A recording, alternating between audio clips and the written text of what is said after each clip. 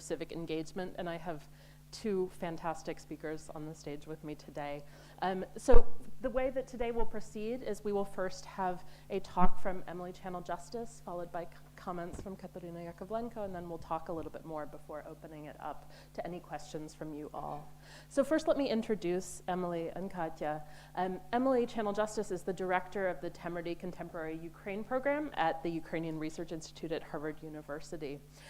She's been doing really fantastic work there for several years now, and especially since February 24th, the TCUP program has really been a valuable resource to all of us. Emily is a sociocultural anthropologist who's been doing research in Ukraine since 2012. Her edited volume, Decolonizing Queer Experience LGBT plus Narratives from Eastern Europe and Eurasia, was published in 2020, and very excitingly, her ethnography, Without the State, Self-Organization and Political Activism in Ukraine, is forthcoming, and this is what today's talk is based on. Briefly, I'll also introduce Katya before we get started. Kateryna Iakovlenko is a Luhansk-born and Kyiv-based visual art researcher, art critic, and journalist. For the past decade, she's been researching the transformation of the heroic narrative of Donbass through new media. She's worked for the Day newspaper, Izolatia, Platform for Cultural Initiatives, and at the Prison Art and she's worked for her current research skills with the subject of art and Europe.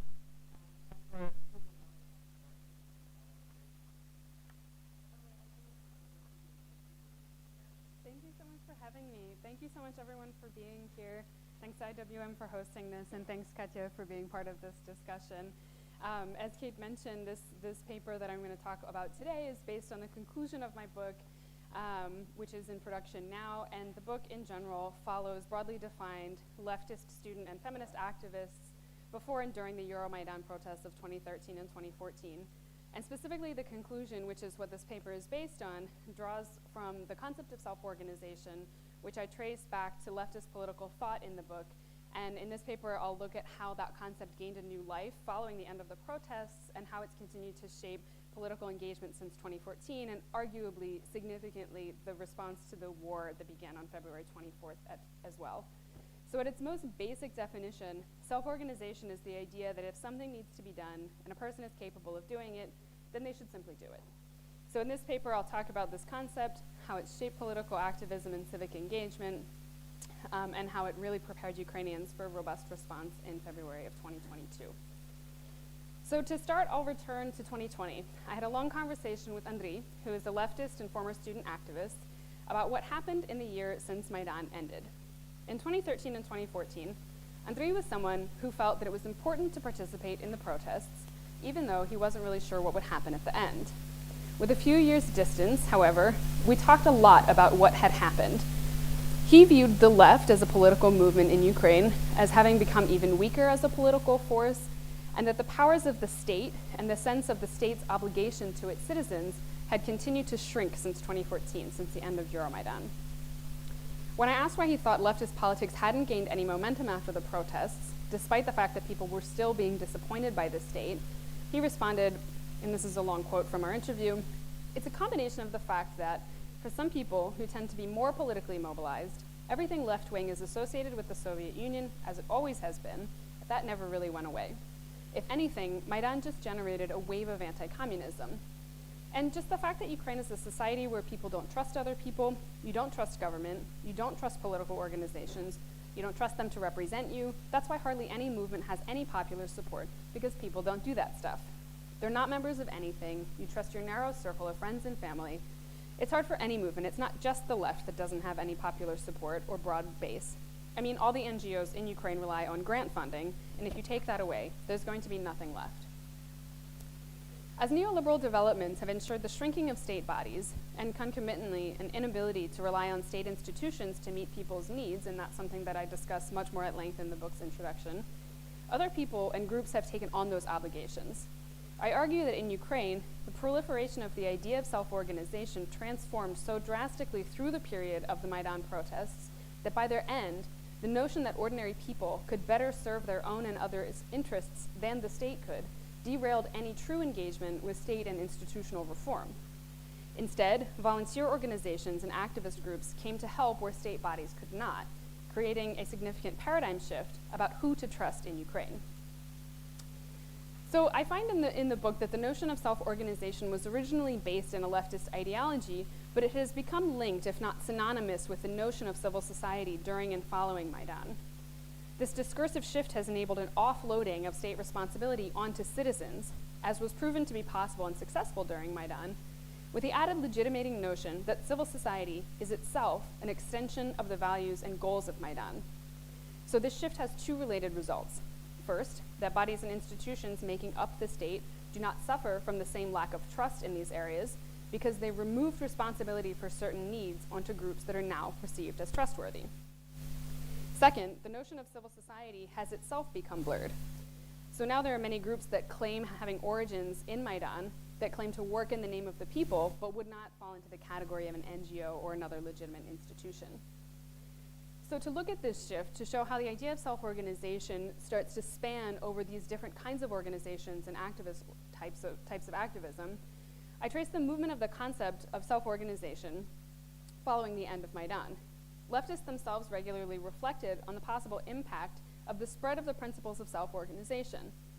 Most fundamentally, this meant the valuing of people's ideas and trust in their ability to accomplish their goals. I suggest that this spread of self-organization began in localized forms on Maidan, but once the protests were understood as successful and effective, self-organization expanded even further, first overlapping and then overtaking the realm of the state. Among leftists, this led to a complete re-envisioning of possibilities for leftist forms of governance and for leftist forms of activism. At the same time, it also resulted in a broader societal re-envisioning of how to see the Ukrainian state. And then crucially, the war in eastern Ukraine that began just months after the Euromaidan protests ended opened up the space for the development of new forms of self-organization and the integration of new kinds of volunteerism into the post-Maidan state form. The war has had a powerful impact on the radical left, causing major schisms around the issue of volunteer-based support and the possibility of a united leftist anti-war position. The leftist notion of self-organization, however, promotes non-party political mobilization, and that underlies these post-Maidan political shifts in crucial ways. In the book's conclusion, I explore three paths for the expansion of self-organization since the end of Maidan, but in this talk today, I'll just discuss one, the ways that the conflict in eastern Ukraine was, or at least the one from 2014 to 2022, the way that that conflict was and continues to be supported by myriad self-organized military and civic initiatives, and these initiatives are not only an extension of the principles of Euromaidan, but now I believe they're also extensions of that response that began in 2014. We can see that at another scale today. So like I said, Maidan prompted a renegotiation of the relationship between citizen and state, particularly regarding what can and should be expected from actors that represent the state.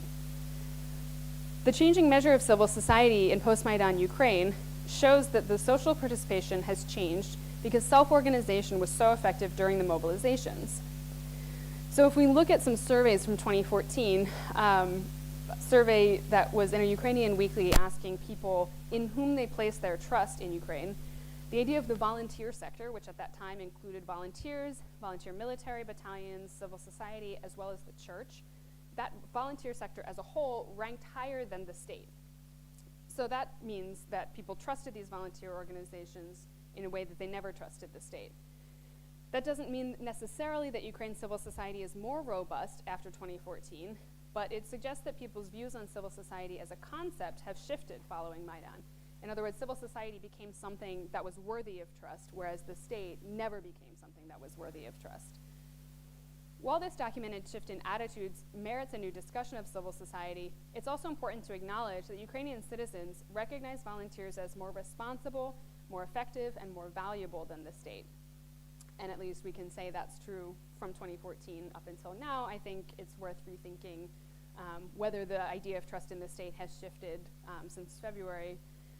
But certainly we can see a difference in a lack of trust in state institutions and a much higher level of trust in the responsibility of volunteer organizations.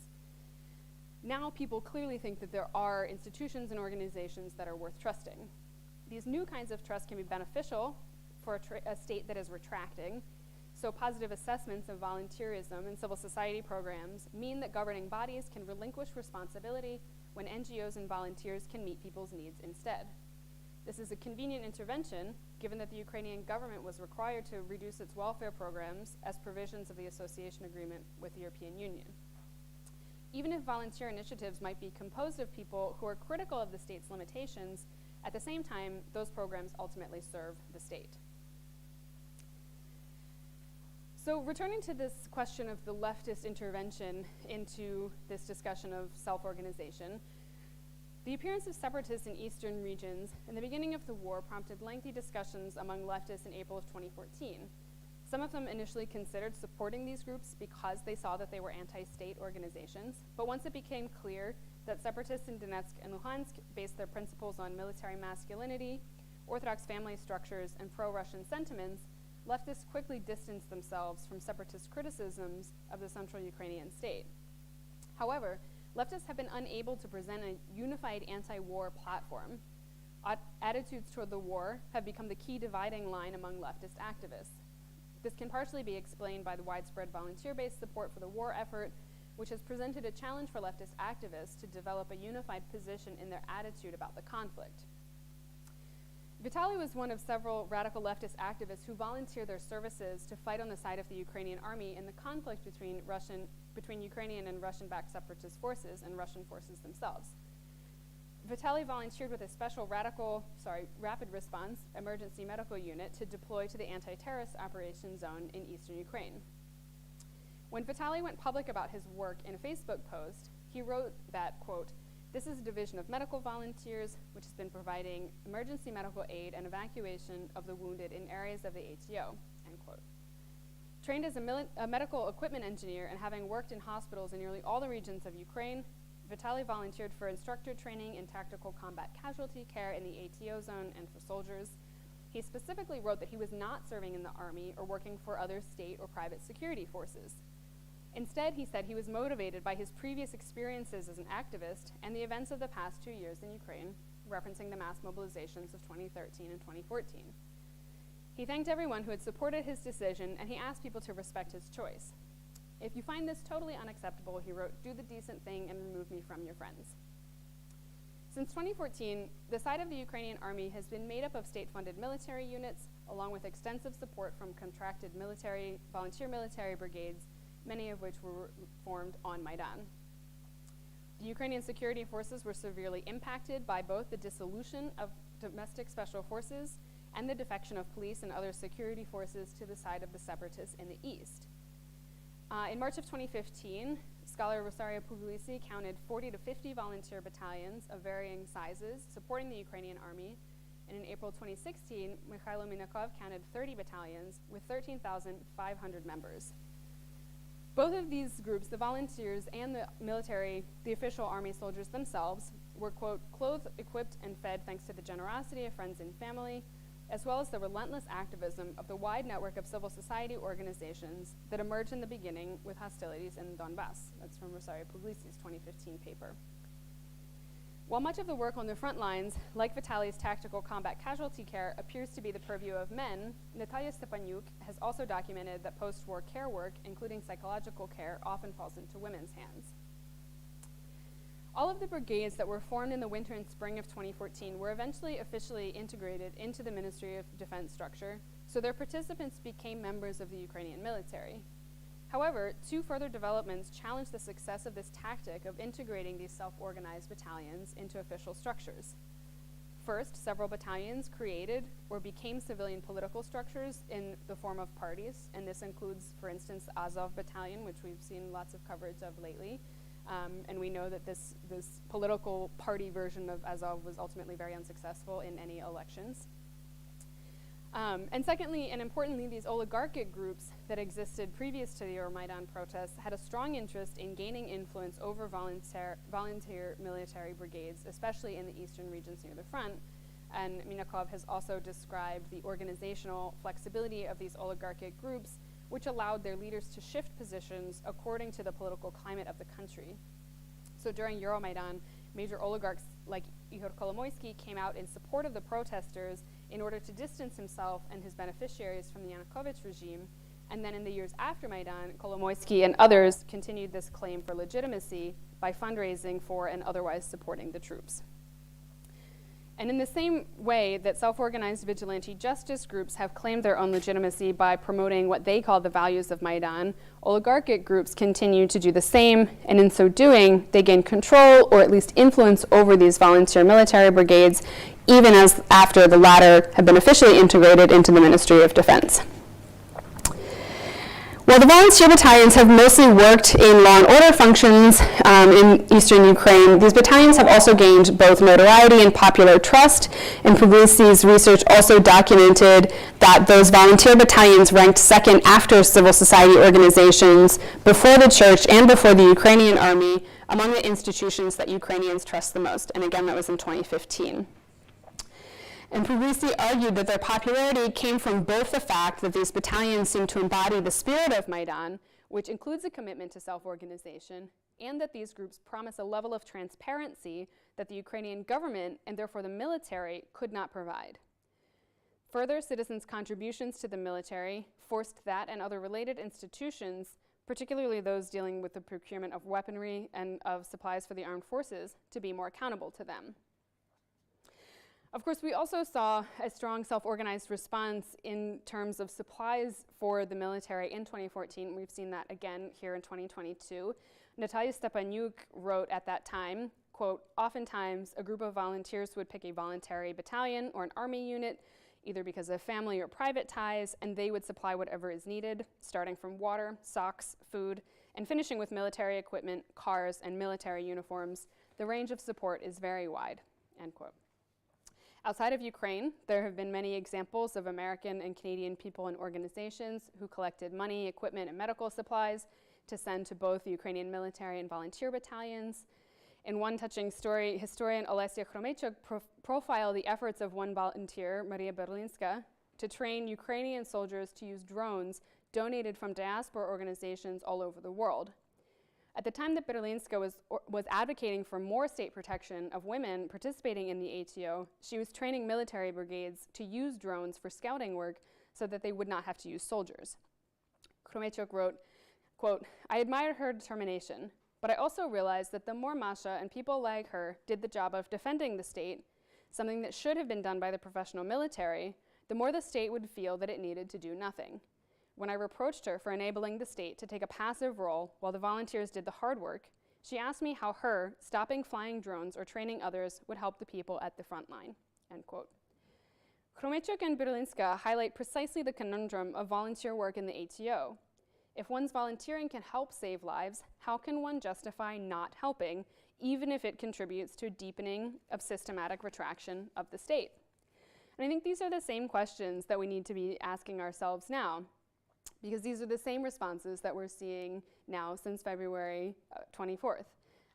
We've seen civic organizers fund everything from the most basic supplies to the most advanced military equipment, and we've also seen training to use that military equipment as well. And so the parallels, I think, in both of these are really striking. So just to return briefly to Vitaly, the medic who served previously in the ATO zone, I wrote him a message, see how he was doing. He says, "Hi, nice to hear from you. Everything's okay with me. I joined the Territorial Defense Force, but everything is quiet for now." Having known him for more than a decade, I was not surprised to see his message in March of 2022, confirming what I had already guessed, which was that he had joined the Territorial Defense after the renewed invasion. The Ukrainian response to this war has elicited surprise from much of the world.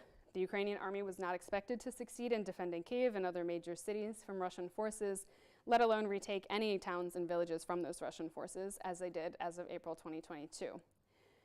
Ukrainians have volunteered in droves to serve in the military, as well as in the territorial defense units, which are being mobilized across the country, and doing everything from liberating those previously occupied cities to humanitarian evacuation.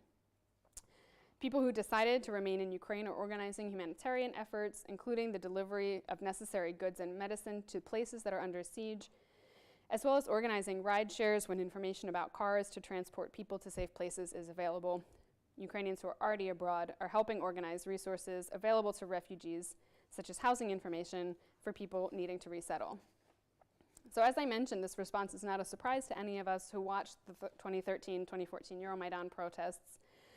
The key contribution of the book in its entirety is about self-organization. When people have the ability and the resources to do something and that thing needs to be done, they simply do it. They don't wait for the government or an international institution to come meet people's needs if they can do it themselves. The roots of the Euromaidan protests were in self-organization, and the widespread use of self-organization in 2013 and 2014 has shaped people's engagement with the political participation in Ukraine since the protests ended. When I began new research in Ukraine in 2021 with a focus on the long-term implications of internal displacement that began in 2014, many people I interviewed, especially Ukrainians who worked with international and non-governmental organizations that served internally displaced people, talked about self-organization.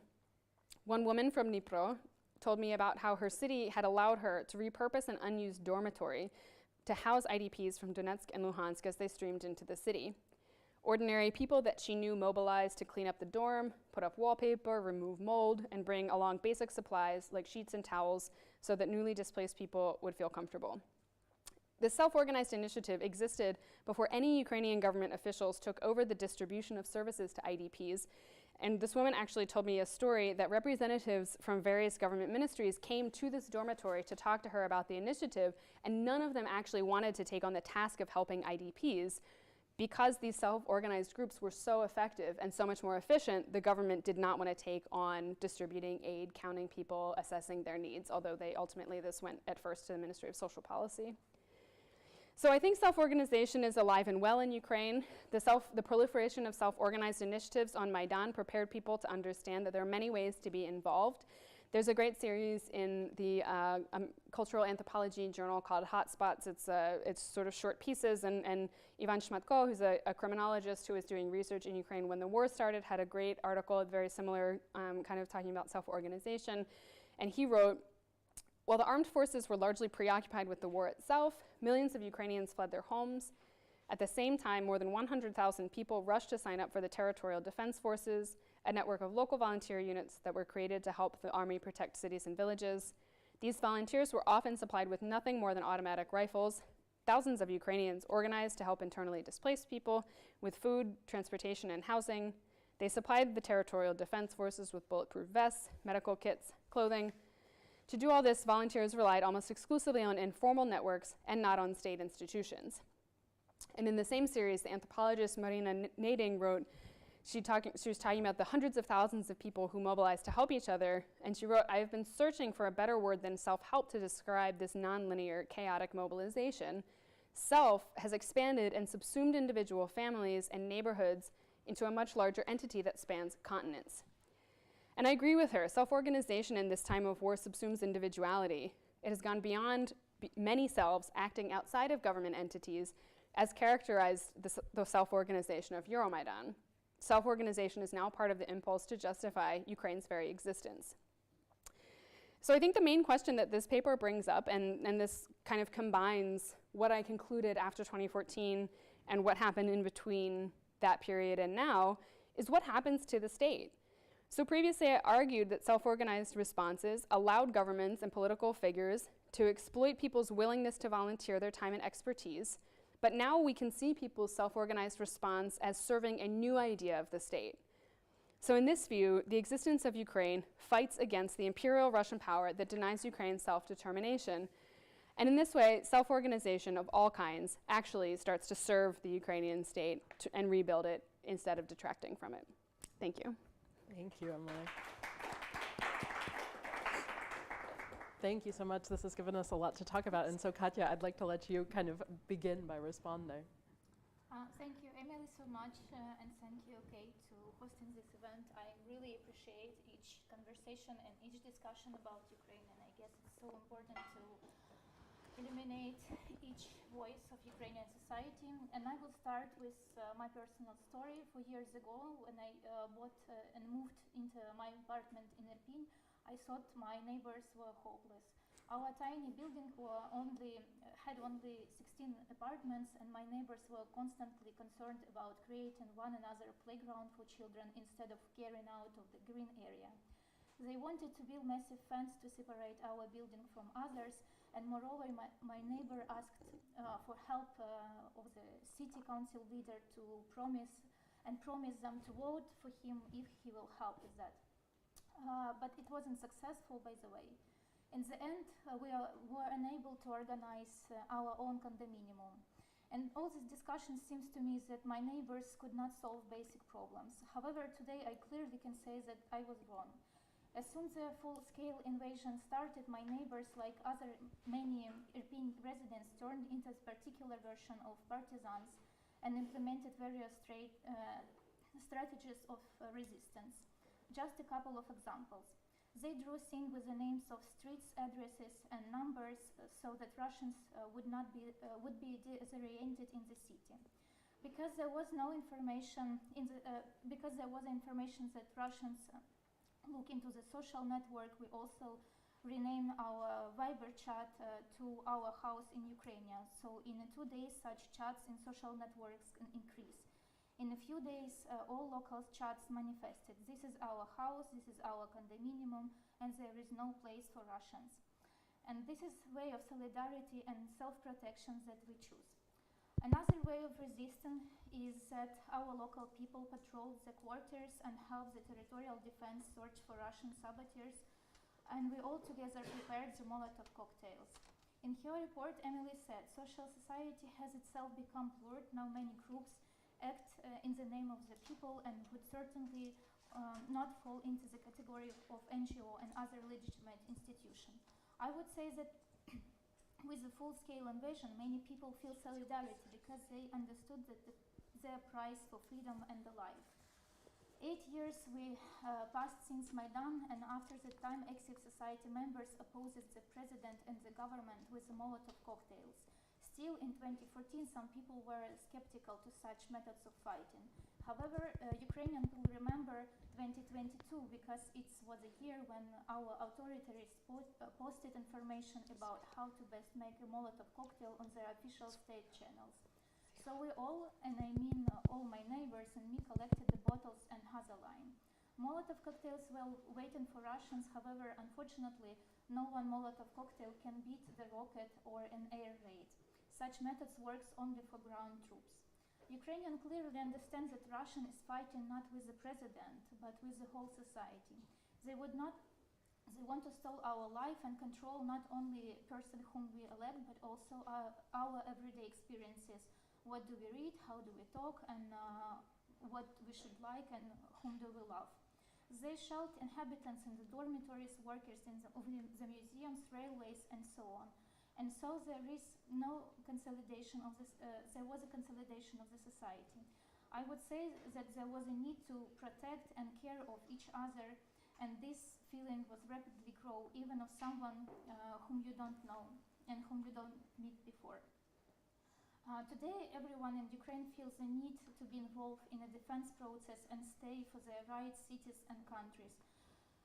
So already in the first day, there was a line for a month ahead of volunteers who want to study medical care and self-defense courses. Standing near the European railway station and waiting for the shelling to be over, I asked two guys if they are in territorial defense. They said they wasn't accepted because it's not enough weapons. Today, more than half of my social networks feed describe different kind of volunteering movement, like raising money for the army or civilians, helping animals or minorities or sensitive communities, and many professionals become soldiers. But what is more interesting is that some people created different forms of collective or individual resistance and show their care for everyone. For example, I recently interviewed a journalist hiding in a subway in the first days of the full-scale war, and he said that someone unknown gave him a blanket before his evacuation. So already in the very beginning of the full-scale war, Ukrainians destroyed Russian myth of need of protection, and despite their fear and a high risk, they went with their bare hands to set up tanks, stole Russian military equipment, and drove Russian soldiers who came with a gun to their property. The more the Russian military wanted to evoke fear, the more Ukrainians feel solidarity and strength. More precisely speaking, with Hannah Arendt terms, our society feels the power. Describing the relationship between power and violence and noticing this is a non-coincidental phenomena, she gives a prominent example of clash between the Russian army and non-violent resistance of the Czechoslovaks in 1968. However, today a new history of resistance is being written in Ukraine.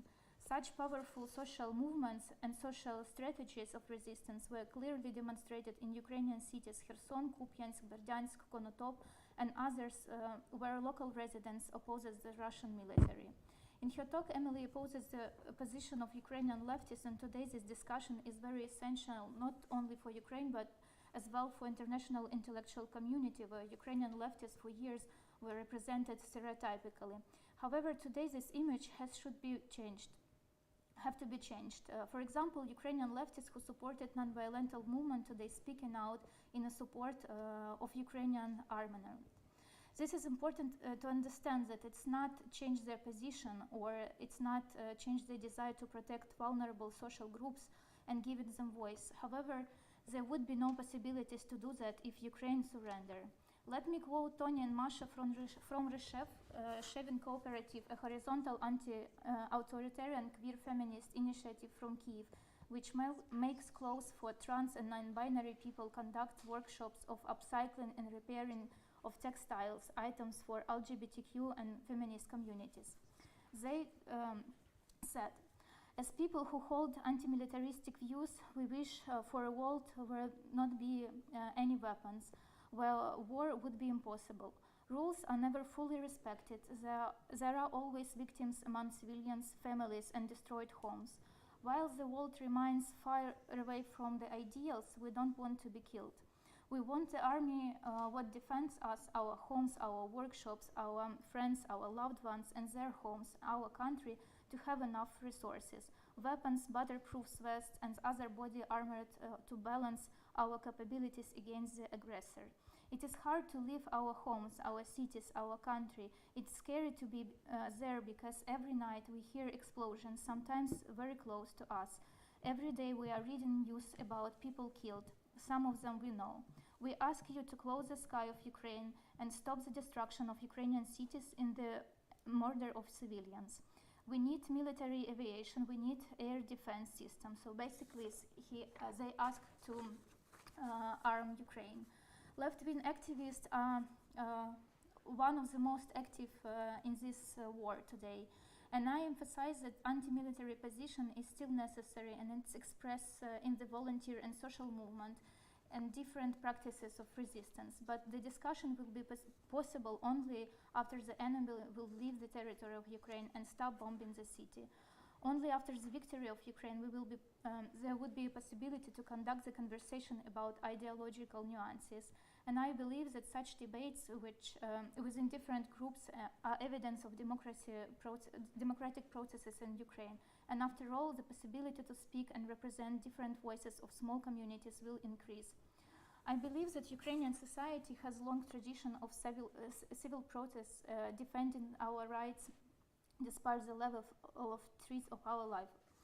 This became visible to international audience during the Maidan 2014 for the first time. International media wondered why and how unarmed people are against the military. Indeed, Maidan showed excellent resistance and unity. The Maidan was supported by the majority of Ukrainians. However, today these values are shared with every single man, every single woman, binary and non-binary people. Even though Maidan was a crucial moment for Ukrainian history, the tradition of being involved and trying to influence political and social processes was presented even before. For example, in 1989, on the territory of Ukraine, there was minor strikes and the protests by Crimean Tatars. And there was significant environmental movement increased because of Chernobyl. All this accumulated national processes and revival. And the leader of these movements began to occupy important positions in the society. Of course, each of these movements requires particular attention and analysis. However, it seems crucial that Ukrainians see the state's problems and find a way to manifest them and solve these issues. Just one more example. 10 years ago, Mariupol city hosted the most ecological protest movement. In November 2012, about 500,000 people came to the square in Mariupol to protest against the policy of local industrial giants such as Azovstal. This mass movement shocked local authorities and influenced the policy of local factories. In the end, the leaders of this environmental protest later were elected to the city council. Years later, another activist organized a movement in support of human rights, women and LGBTQ representatives. These activists initiated many interesting cultural events to inspire other people to participate in local social and political life. In the city that already has such tradition of expressing its voice and still shows its incredible fight against the violence, this energy and belief in democratic ideas help Mariupol to not give up. Emily's research shows not only the experience of civil movement, but it reveals substantial democratical potential and actualize issues of variety of solidarity forms and types of forms of resistance. And this research reveals the processes of and principle of unity and need to protect each other. But most importantly, it shows the power of political voices of such small different communities, horizontal groups, and movements in Ukraine. These aspects are fundamental because they clarify why Ukrainian society has such incredible strength and courage. Thank you so much. Thank you, Katya. This is really interesting.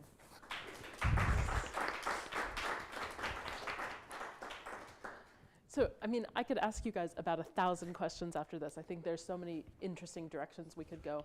One of them, I wonder, Emily, if you could even just reflect a little bit about the terminology, right? So self-organization, there's a few things that we've kind of been talking around here, right? So there's self-organization on the one hand, there's this sort of volunteer movement, and then also there's this sort of sense of deep democracy, right? This sort of engagement as a collective that may be kind of thinking more along the lines of the state. So how are you thinking about those terms? Yeah, and if I may add a word to that list is solidarity, which I think kind of encompasses several of those concepts. So I use the word self-organization because that's the word my interlocutors use, samoorganizacja, that was what they always called it.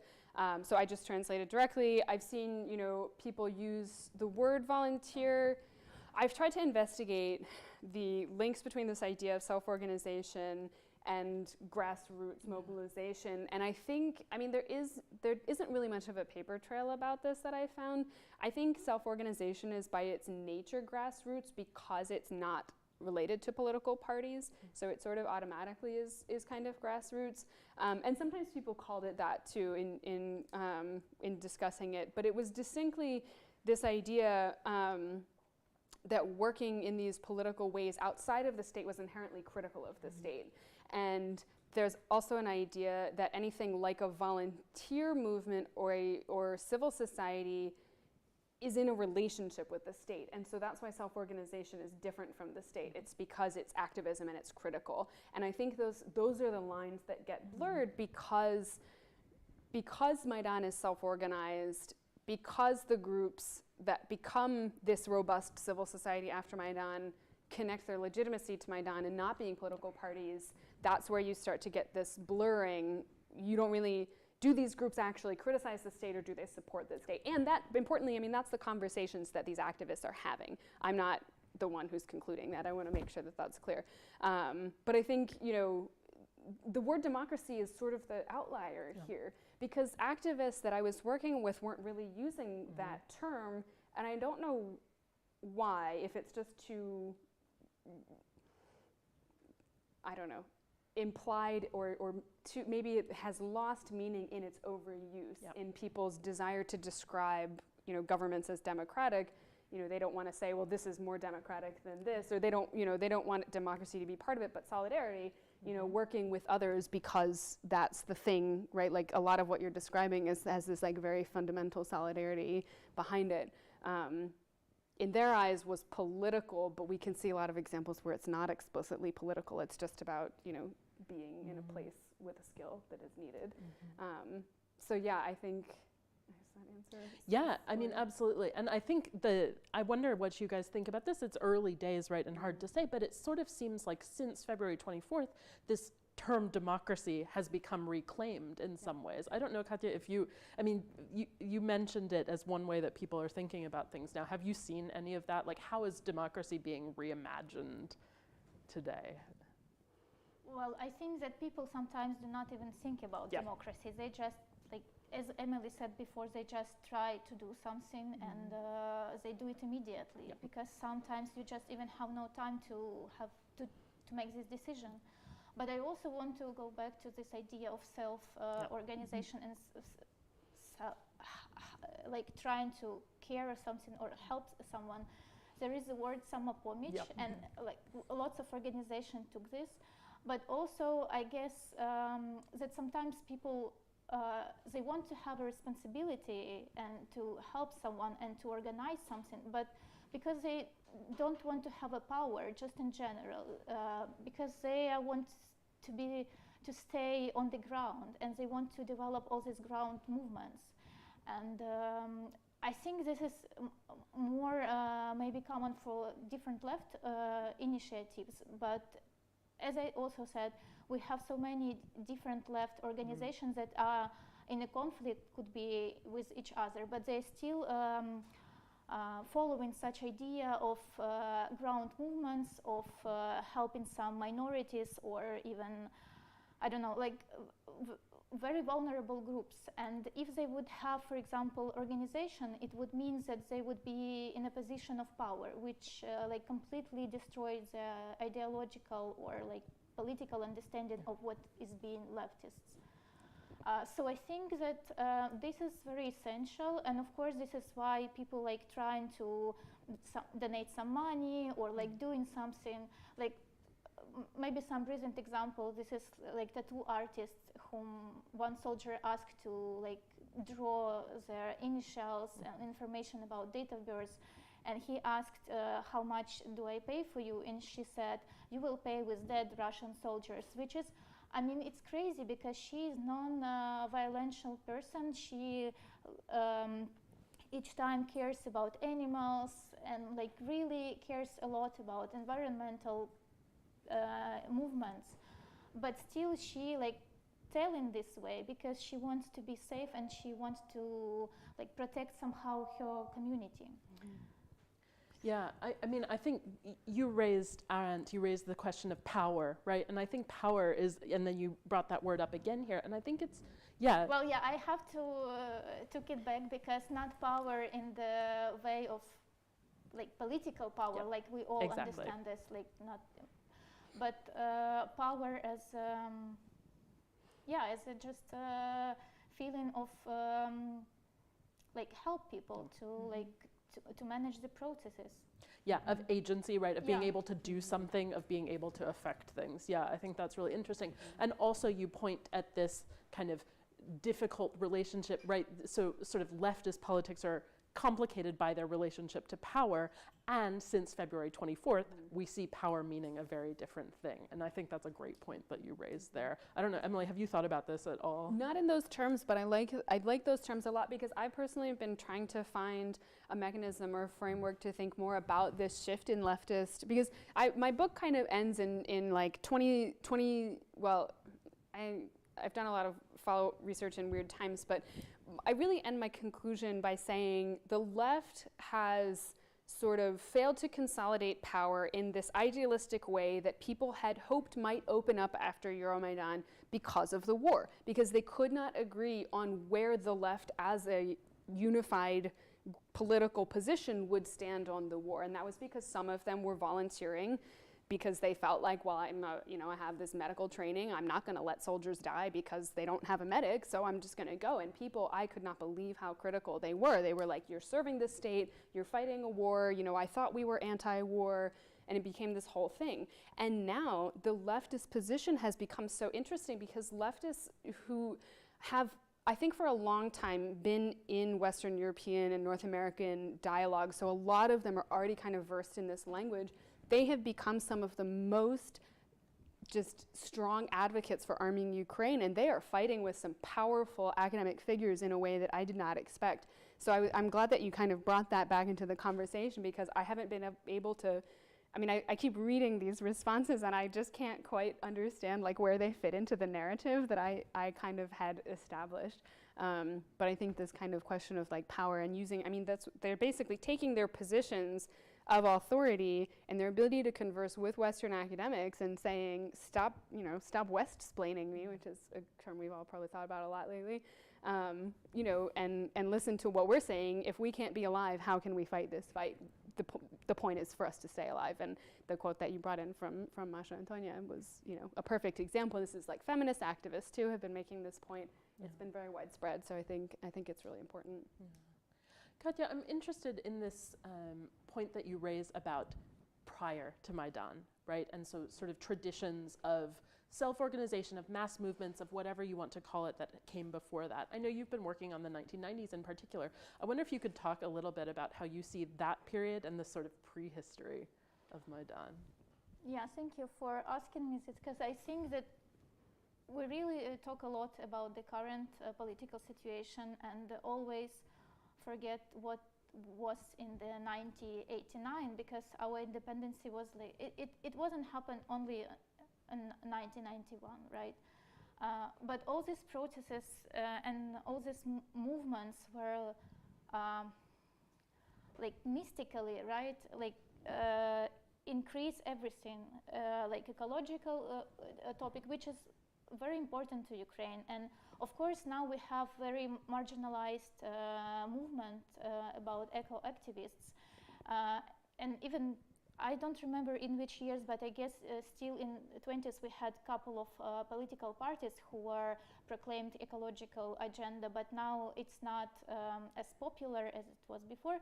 But still, like that time, people was really curious of what was happening. And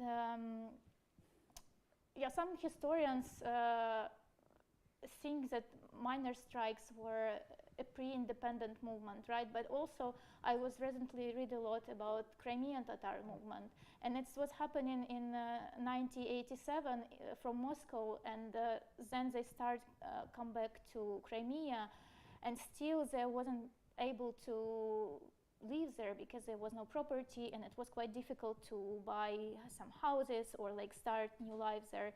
But still there was like repeating their trying each time. And in November 1989, it was a huge protest in Sevastopol. In Simferopol near the city council, and they like really were against the violence because the military forces tried to kick them out, but it wasn't possible because at the time it was already impossible. And I guess all these like small parts of our history should be somehow put in the coherent narrative of like to show the clear understanding why Ukrainians choose their independence. And I guess that probably, like to my point of view, we like really lost a lot since that time, and especially our like atomic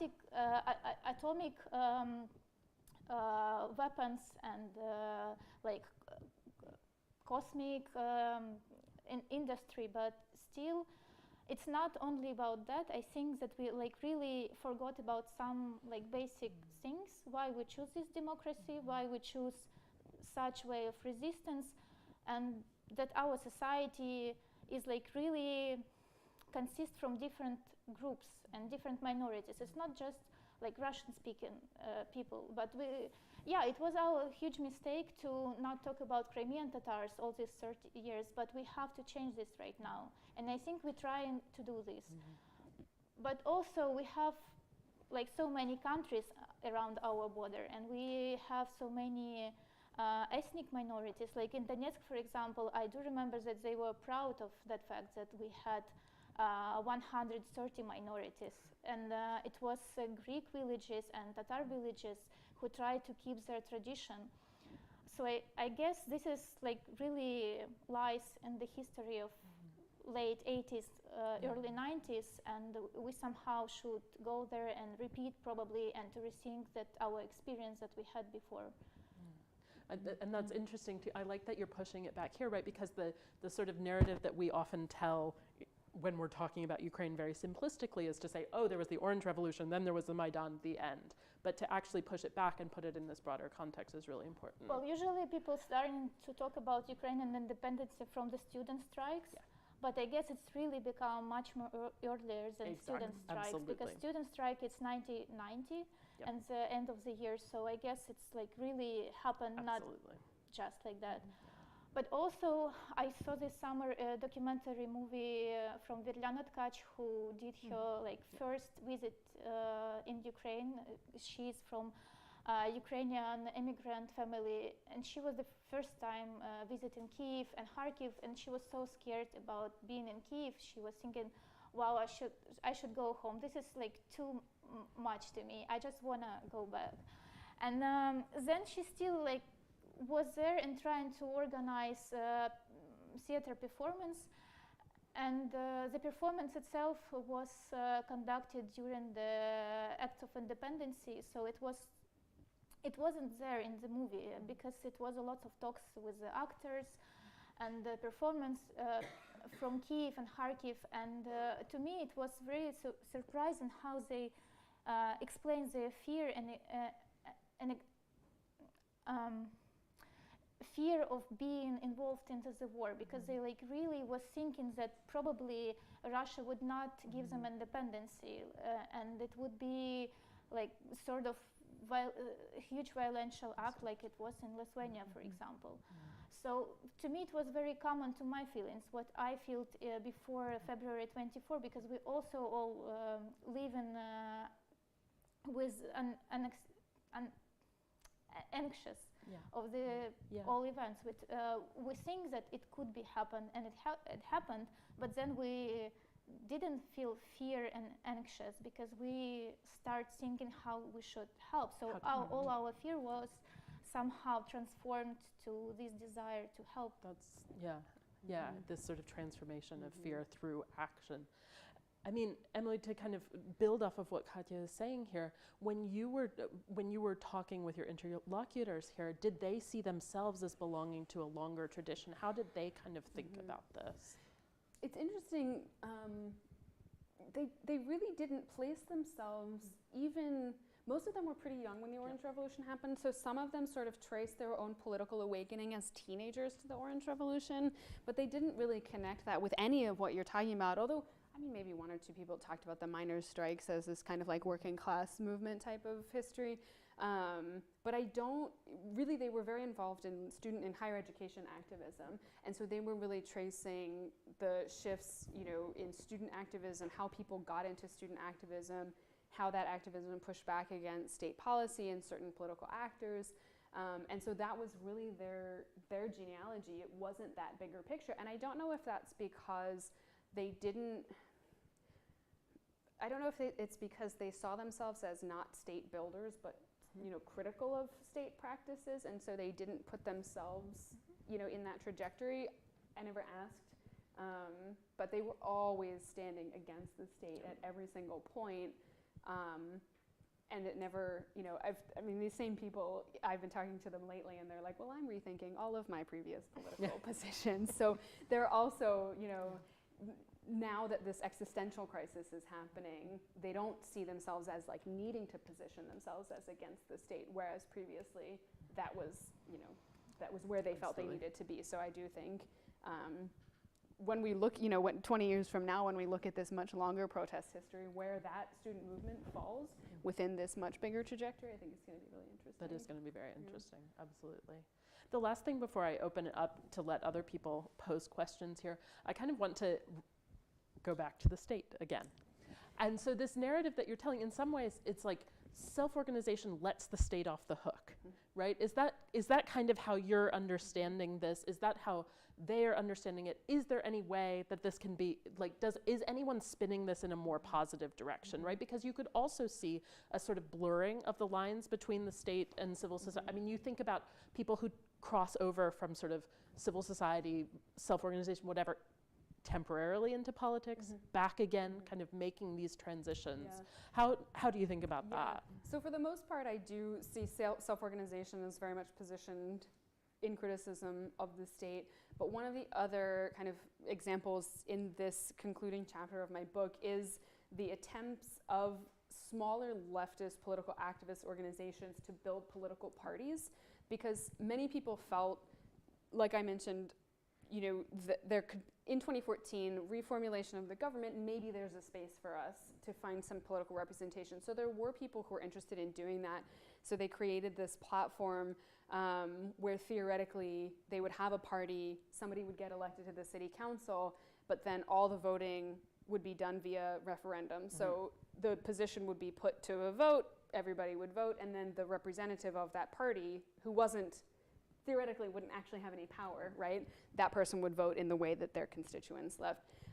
It was an absolute failure. They got like 100 votes for the Kyiv City Council. This didn't work at all, and every person I believe that I know of who's run in any, for any office since then has also been not great. So I don't, everybody kind of understood that format wasn't really effective. Probably because most leftists were always people who voted against everyone, or didn't vote at all. So now again, I think the idea of where you land in relation to the state is again different, and I think possibly people will rethink. And I would also add, these are people who also, a lot of them voted for Zelensky just because he had a kind of, there was a potential for pluralism that they felt hadn't existed before.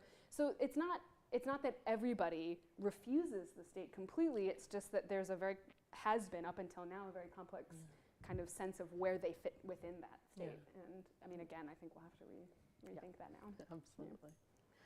Thank you guys very much. I want to open it up to questions from the audience here. Sit here, please. Thank you. Very interesting. And the first question that I have is just basic in terms of anti-war position of the left. If you could summarize it. Again, the one that I know really comes from the turn of the 20th century, and okay, we are not taking sides at the war between capitalist states or imperialist states, so whether that still has any currency. And another question is about the war that somehow splits them and undermines consolidation or continuation of this anti-state consolidation. And we keep saying that, okay, this is the war started really in 2014. So at least this is not the first war in their experience. And I wonder, how do they look at 2014, 2015 versus 2022? Why the reaction is so different? Because it's further away from Maidan. They're older. The war came just to their apartments now, when it wasn't the case before. So again, if you could comment on that. Thank you. Yeah, I'll start with the second one, because I think all of those reasons are part of it. I mean, I think there's a different understanding there where this war was provoked by nothing, whereas the previous, in 2014, I think it was a chaotic time for a lot of people who weren't sure what would happen, and they didn't know where they wanted to be. And now, most of those people are much better off, and really, I mean, over the course of the research that follow-up research I've done since 2014, most of these people have really established themselves. They've got jobs that they like, they're doing activism that they like, they've got families, they're in stable situations. And so this war that began in February, it completely ruins everything that where they've put themselves in. And this includes people who spent the last 8 years figuring out what kind of activism they wanted to focus on and putting all of their energy into that kind of activism. So it's not as if everybody decided, I don't want to do activism anymore, I just want to settle down, right? They're still active, they still have a lot of goals. And I mean, this war is, it's also, to them, the other thing that makes it easy, I think, for them to position themselves is the kind of imperial nature of Russia itself, where they see Ukraine as being, I mean, these are people who actually, when I was starting my research, they were the ones who told me to use a colonial lens and a kind of post-colonial lens on Ukraine. They've been thinking about that for 10 years, and now Russia is basically proving them right, that Russia is making imperial claims on Ukraine. So I think the thing that's different about the anti-war position, where previously it was a much more kind of leftist, pacifist, nuclear, anti-military, anti-militarized state position. Now you've got a state trying to destroy another state, and without its military, it doesn't survive. And that's, you know, as much as they don't always agree with what their government does, I mean, they still want to live in Ukraine. And that's something that I also talk a lot about in the book, because I think there was a lot of a perception when I would tell people I was researching these leftist activists, you know, and this is what the activists told me too, is that this idea of the left was connected with everything Soviet. There was this assumption that they wanted to be part of Russia, and they did not. Not a single one of these people wanted Ukraine to be part of Russia ever. They wanted to live in Ukraine. And so I think maybe, you know, especially now that this war is clearly a war of aggression against the very existence of Ukraine, that's also maybe pushed them to make that position more clear, that they, you know, they believe in Ukraine in the first place. And that's a real shift that they've had to make. Yeah, I don't know, do you want to add anything? Well, I just maybe have some small addition to your answer, that I think that we really learned a lot of these 8 years. And for some people, of course, Donbass still was something like Donbass. I also do not really like using this, but Luhansk and Donetsk Oblast were like something strange. They always were voting for Yanukovych. They are, yeah, some people from there are still normal, but in general, half of the people like were a little bit skeptical for all these events were happening. But after 2014, I think that because of displacement as well, many people were changed their mind, and they like really start open Ukraine and see some processes differently. And I guess this time when all these like arguments about Russian speaking and like whatever, it doesn't work, because we all understand that this is false, and even people who were supported this before, they understood clearly that this is false. So I guess, yeah, we just trying to take from this war something good too, but I guess this is also what I'm seeing about the left conversation itself, because some of left activists also were a little bit idealistic about what is Luhansk and Donetsk, right? Because they were thinking that this is worker class and the super, like, let's say, living with a Soviet perspective still. But it's not like that. This territory is also quite diverse, and it's not only worker class, some like people who live in villages, and yeah, and I think that this is how we like trying to rethink the events in 2014. Yeah, that's interesting. Yeah.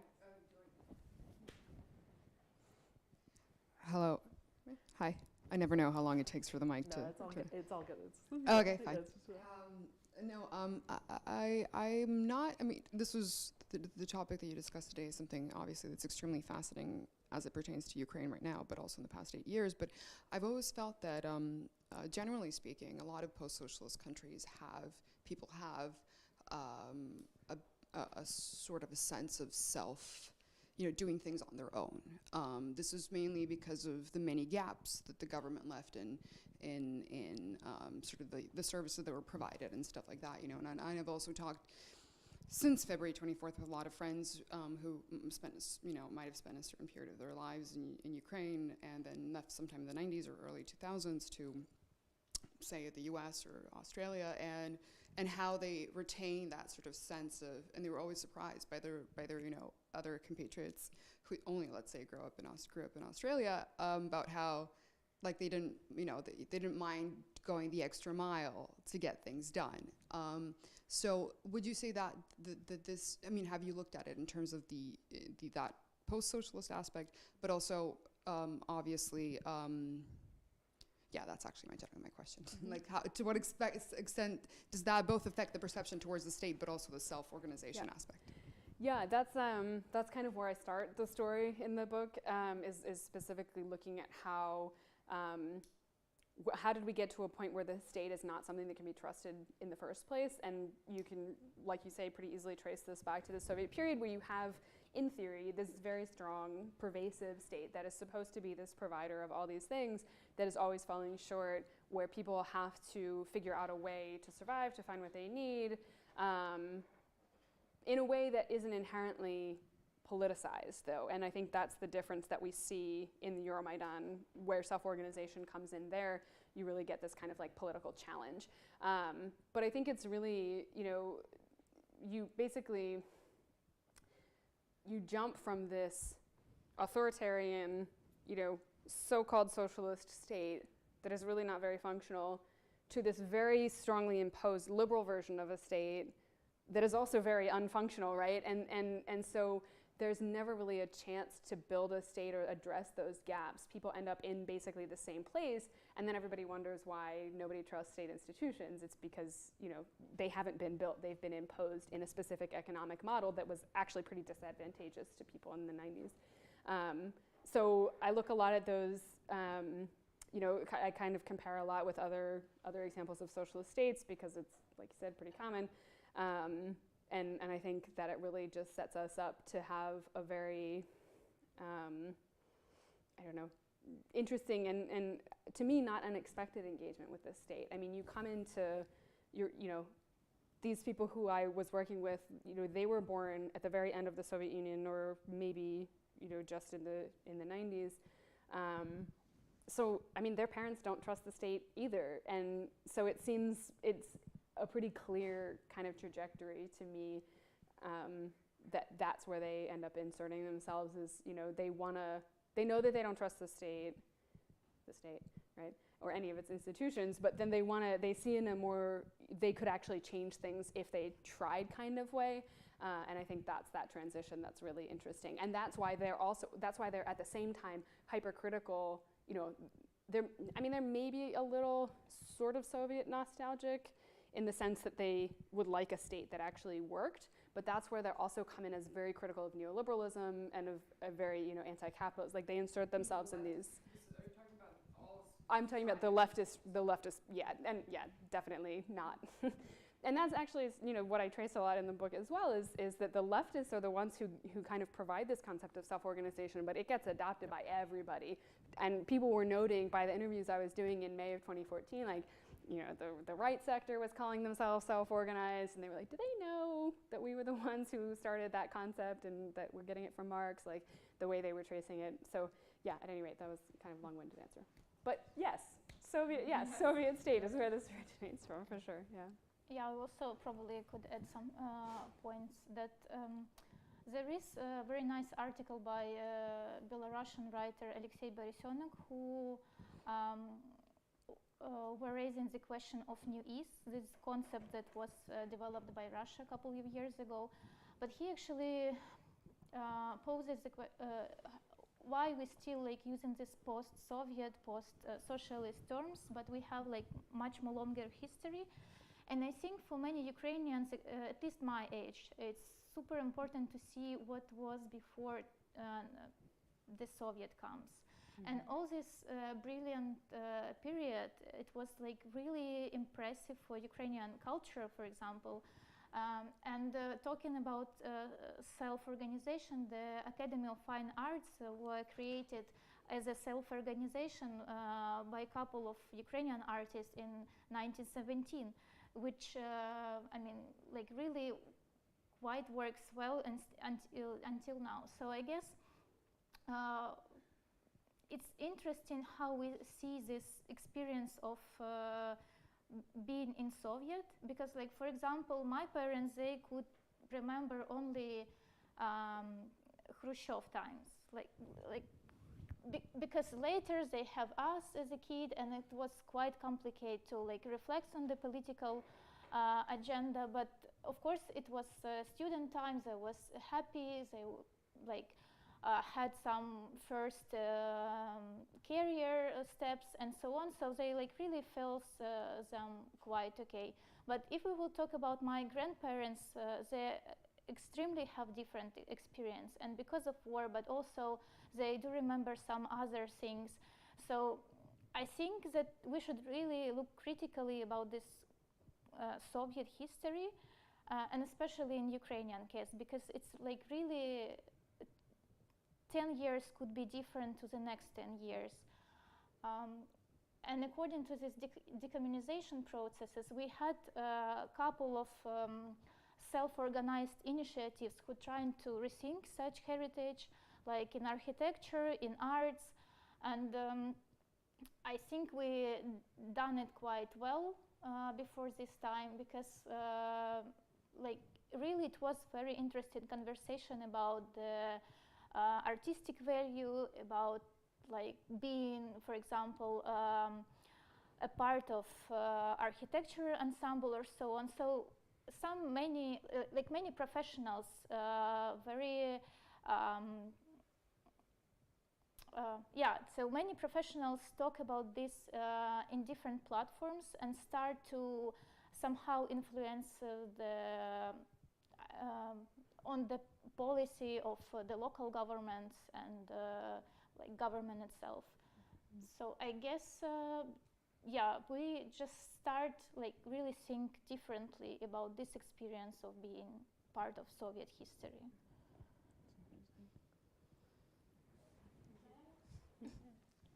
Thank you very much for this exciting panel and discussion. I actually have a question or maybe a comment, probably from a different generational perspective, but also following Kate's question on conceptual terms. So for me, I actually was surprised to hear from Emily about this left-wing origins of the concept volunteering and volunteer work, because the way how I got acquainted with these concepts in the 90s was through the expert from the West. So I was involved in some kind of women's NGO activities in Kharkiv in the 90s, and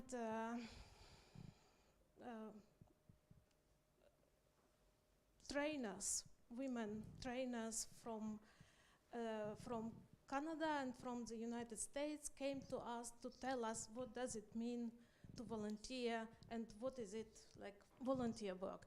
And I remember quite well that it was a very unusual idea for us at that time, because we were socialized in the Soviet era, but I think also because of the experience of the 90s, which from my perspective was kind of atomizing experience, but also because of the economic uncertainty, the idea that you do something for free on a volunteer basis was very strange for this society, because people were busy with surviving, and they actually went to the NGO sector also to earn some money. Yeah?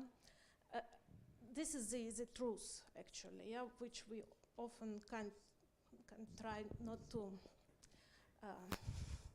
express. Yeah?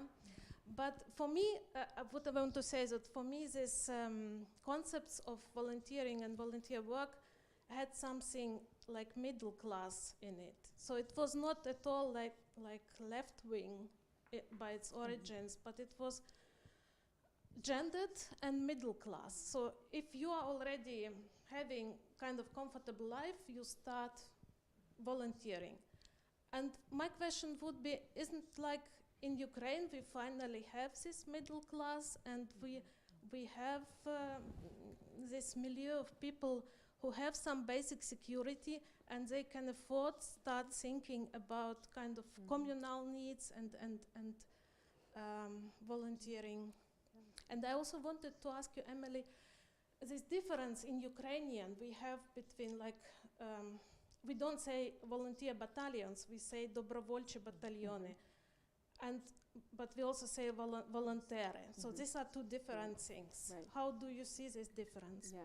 Yeah, I think this is really interesting, and for a couple of reasons, for a number of reasons.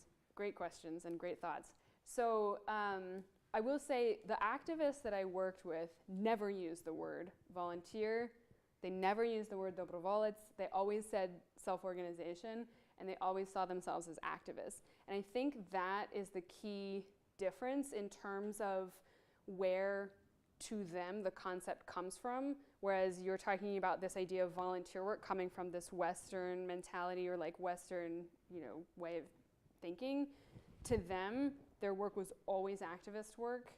So it was more than volunteering. It was different from a volunteer, even if it looks the same, and it often, I think, looks the same. A lot of what they talked about as activist work looked exactly like volunteer work to me, but it was how they conceptualized it, and not just how they conceptualized it, but how they saw other people's consciousness around this type of thing changing after Maidan.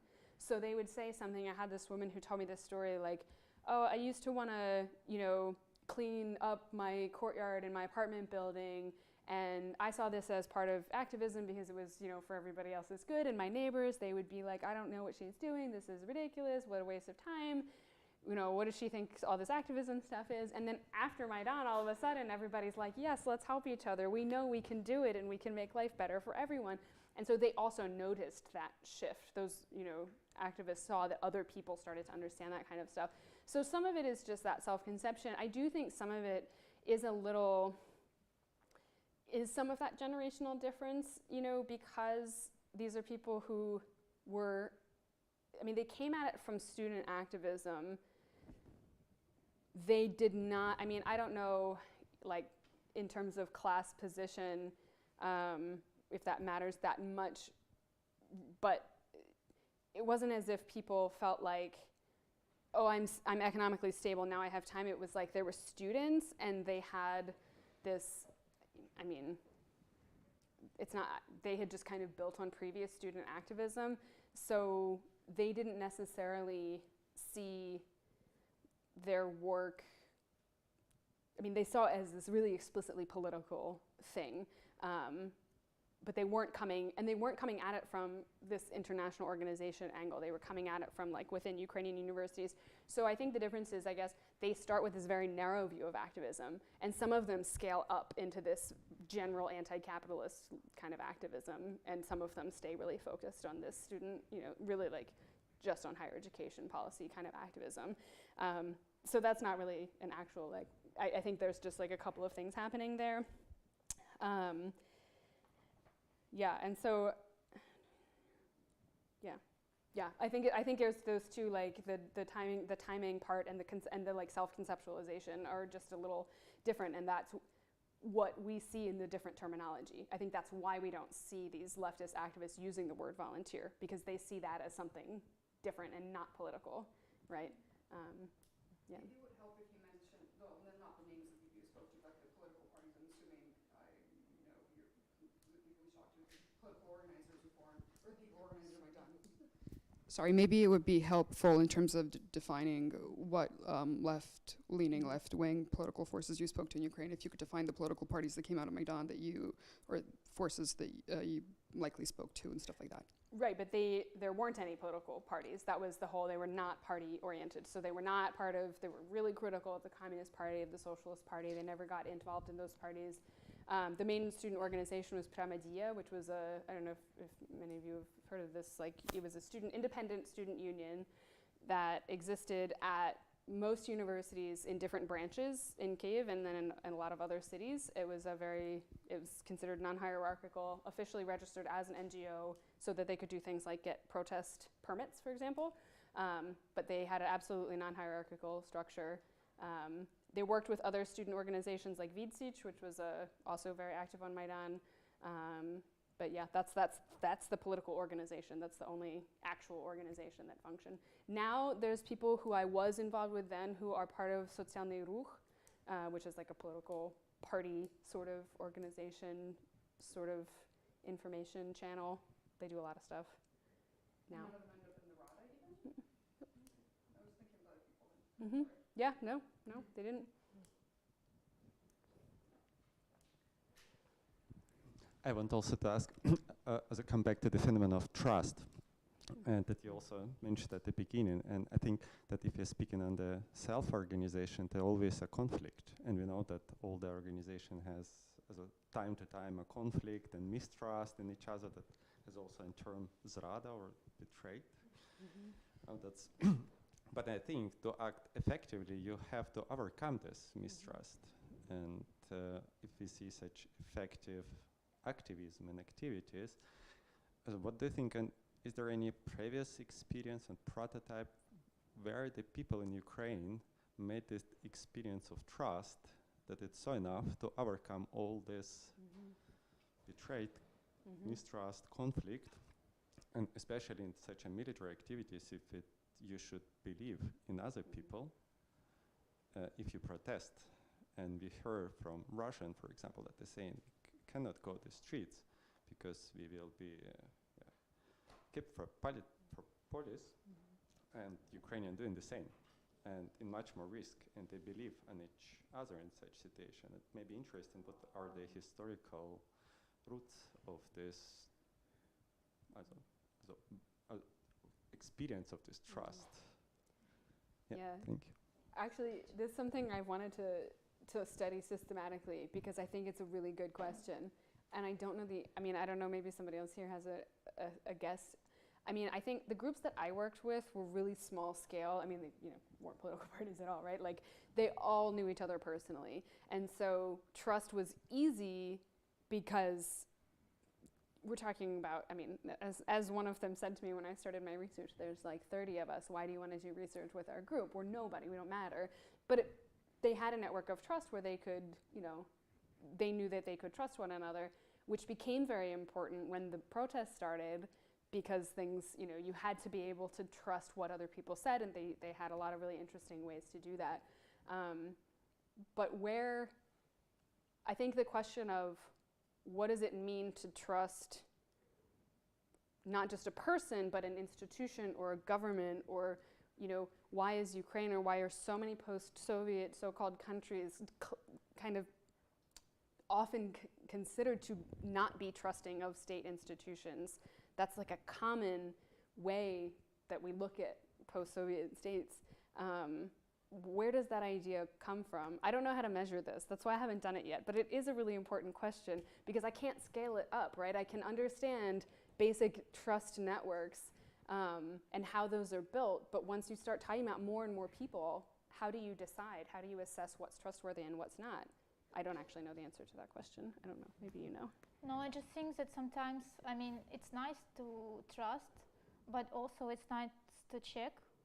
And each time, to think, are you really trust this person or not? Because we have experience with different presidents and governments, and these 30 years also teach us a lot.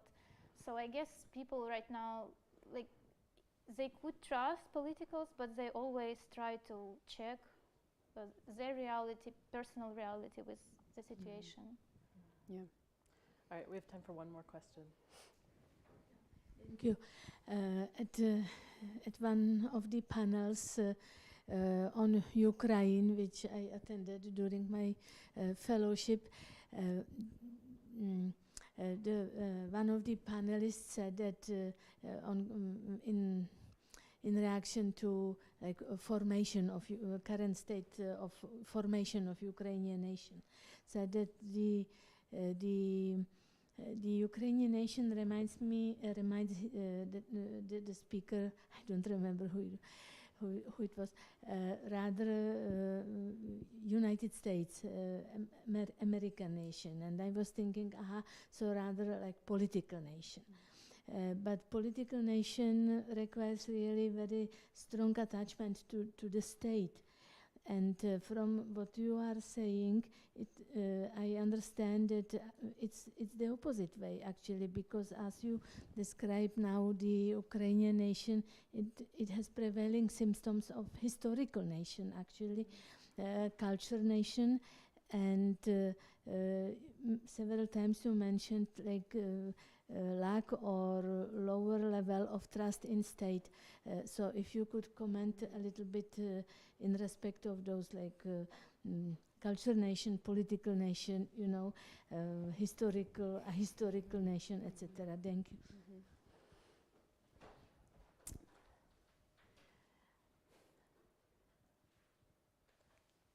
trying to decide how to attack that question. Just a small little one to end with Teeny here. tiny, yeah, like. No, it's good. I mean, I think it's interesting because, okay, I mean, I'm coming from the U.S. I've been watching our own political, you know, relationship with our government change a lot over the past few years too. And thinking, so I've also been thinking about this question of trust actually in thinking about the US too, because I think it's just a strange thing to measure sometimes. So I guess that's related. I don't know, I mean, I kind of come from a biased perspective because I worked with activists who inherently see themselves as having something to say in this sphere. So, I mean, I think they do think of Ukraine as a political, you know, as a political nation in this way that, you know, you're a citizen because you're engaged. You're participating in building this nation because you're placing yourself in this discussion, not because you think the government's doing a good job or because you actually hope that some idealistic version of the state will exist, but the very act of doing it is a confirmation of your own citizenship and belonging. And I think that's a pretty interesting position to be in because a lot of people who I talked to coming from an activist perspective were very critical of the apathy among most people who didn't see themselves as having any way to engage with the state. They were just like, well, we don't trust the government, we don't really care, we know they're gonna do the wrong thing, so we're just out to, you know, help ourselves. I think there's a dramatic shift now. Possibly that shift started to some extent during Maidan. I think the growth of civil society as a way to improve people's circumstance without having to be part of the government after Euromaidan was an important part of that. But even now, I think the way that people see, you know, how they as individuals relate to this greater thing of the state is completely different. So I think your question is maybe something that needs to be addressed, you know, over much longer period of time. I don't know, do you want to add something to that? No, maybe just small remarks that recently we had a huge conversation about decolonial Ukrainian experience in the cultural field, and many art critics, researchers who study in cinema, visual arts, like different kind of in types of visual arts, trying to show that we had our own cultural history, and for many years it was hidden. Some part of it was oppressed, and some part of this heritage were took to Moscow to their museums, and they rename it as a Soviet arts. It's actually interesting how for example, you can go to Wikipedia, like different language version of Wikipedia, to read biographies of artists. And sometimes it could be like Soviet artists, or like Russian Soviet artists, or Soviet Ukrainian artists. But yeah, usually they never mentioned as Soviet Russian artists. If he has some attachment to Russia, they always mark it as Soviet, for example. But if he is Ukrainian, they do not mention it as just Ukrainian, or like Jewish Ukrainian, or like Greek Ukrainian. They always put this like Soviet part in the beginning, just to have this understanding that, well, he is a part of our culture, but actually not. Because, yeah, it's quite complicated, but if we will look to all this like Ukrainian history of visual arts, you will see this like blind spots of the history because of such thing. And I think that this is our task today, just to rethink all this heritage and artistic experiences, and to show how these people survived, how do they lived in that times, and why do they make such works instead of such works, or what what opportunities did they have at that time? So so many questions that are raising now just because of war happened.